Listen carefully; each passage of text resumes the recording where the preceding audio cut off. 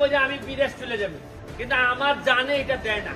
আমার একটু সমস্যা আছে, মাথায় মনে করেন একটু প্রবলেম আছে। আমার খালি মনে হয় যে আমি আমার ছেলে মেয়েরে খালি ভালো রাখবো, আর আমার এলাকার সব মানুষ এইভাবে কষ্টে থাকবো, এটা হইতে পারে।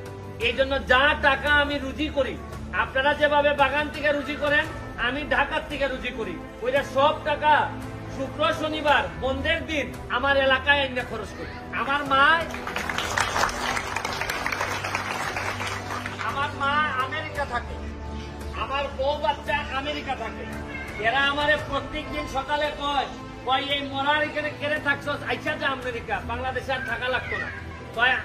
আমেরিকাতে তো আপনারা জানেন যে অনেক কিছু আছে, কিন্তু আমার আর জানে দেয় না। আমার ভালো লাগে আপনাদের সাথেই থাকা।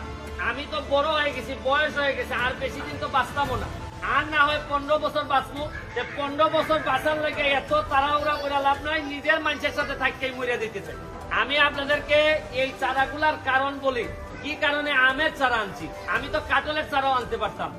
আমি সিদ্ধান্ত নিছি যে এত চারা আনবো, এই কিছুদিনের মধ্যে 1 মাসের মধ্যে 30,000 আমের চারা আনছি, যেটার দাম হইল 15 লাখ টাকা দিয়ে আনছি এই চারাগুলা।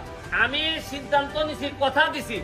আমার মা ছোটবেলায় মনে আছে, একটা আম কাটটা আমারে কইতো যে তুই বড়াটা খা, আর তোর বোন রে এই সাইডেরটা দে, ওই টুকরাটা তোর বোন রে দে। মানে আমাদের তো এই এলাকায় তো আম এত বেশি হয় না। আমি সিদ্ধান্ত নিছি, আমি যে অভাব পাইছি, আমাদের যে ছেলে মেয়েরা আছে, এত আম গাছ লাগাইবো, আমাদের ছেলে মেয়েরা যেন কোনো অভাব না করে। আমি কথা দিছি যে আমের রাজধানী বানাইবো সোনারঘাটে। সোনারঘাট থেকে আম আমরা বেচবো। চা যদি আমরা চা পাতা যদি আমরা বেচতে পারি, চা থেকে যদি আমরা চা পাতা বেচতে পারি, তাহলে ঘরে ঘরে যদি 5টা 7টা আম গাছ থাকে, আমরা যত্ন করলে আম বেচতে পারতাম না। আমরা আমি সব বাগানে দিছি, সবগুলা চা বাগানে আমের গাছ দিছি। আমি আপনাদের এখানে মনে কত 400 চারা দিলাম। আপনাদের কাছে আমার একটা বড় জুড়ে আমার একটা প্রার্থনা, এটা আমার বড় কষ্টের টাকা দিয়ে আমি কিনে আনছি।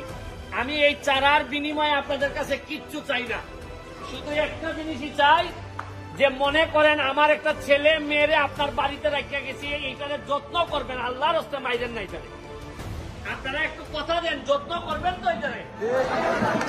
আপনাদের গাছে যদি আম ধরে, আমি কোনোদিন আইসা আম খাইতে আসবো না।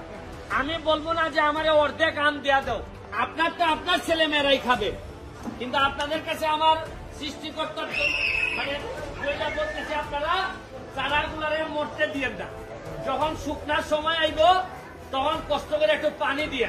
আমি এখন আপনাদেরকে দেখাইতেছি এই চারাটা কিভাবে রোপণ করবেন। এই একটা চারা নো,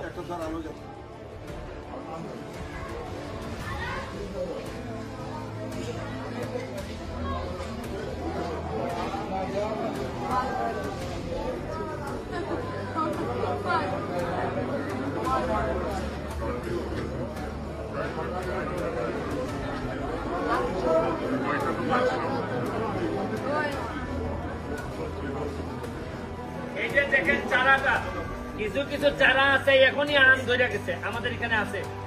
এটা আগামী বছরে আপনার চারা আম ধরবো। এটারে বলে কলমি চারা, এই জন্য এটার দাম নেয় বেশি। আপনারা কেমনে রোয়াইবেন দেখ জায়গায়, এই যে পলিথিনটা আছে না, এইটা কাটতে ফেলতেন, কিন্তু পলিথিন ছাড়া সই রোয়াইবেন নি, দিলে তো এই জ্বর আর বড় হইতো না।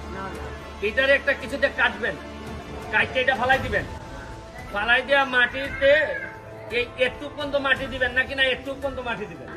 একটু পর্যন্ত মাটি দিলে মরে যাবে, এই একটু পর্যন্ত মাটি দিবেন, দিয়া একটা কাঠের টুকরা দিয়ে বান্ধা রাখতে দিবেন যাতে না পড়ে। এই লেগে আপনার কাজ। আর ওই লেগে পানি যখন থাকবে না, তখন একটু পানি দিবেন, আর কিচ্ছু লাগবে না। এই গাছই আপনারে অনেক বেশি আম, এটা আম রূপালী আম, অনেক মিষ্টি আম হইব। শুনেন, আপনাদেরকে তো এই দেশের আমরা যারা নেতারা আছি, তারা তো সারা জীবন খালি বিষ খাওয়াই মারছে, এইবার কিছু মিঠা খাওয়াইয়া মারতে চাই। সারা জীবন তো কইছে, ভোটের সময় আইয়ে কইছে যে মিঠা দিব, এই দিব, সেই দিব, আর ভোটটা লইয়া গেলে তো আর বিষ ছাড়া আর কিছু দেই না। এই জন্য আমি সিদ্ধান্ত নিচ্ছি, সে না আমার বিষ এরারে না খাওয়ায়, বাড়িতে কিছু একটু মিঠা খাওয়াইয়া মারতেছে।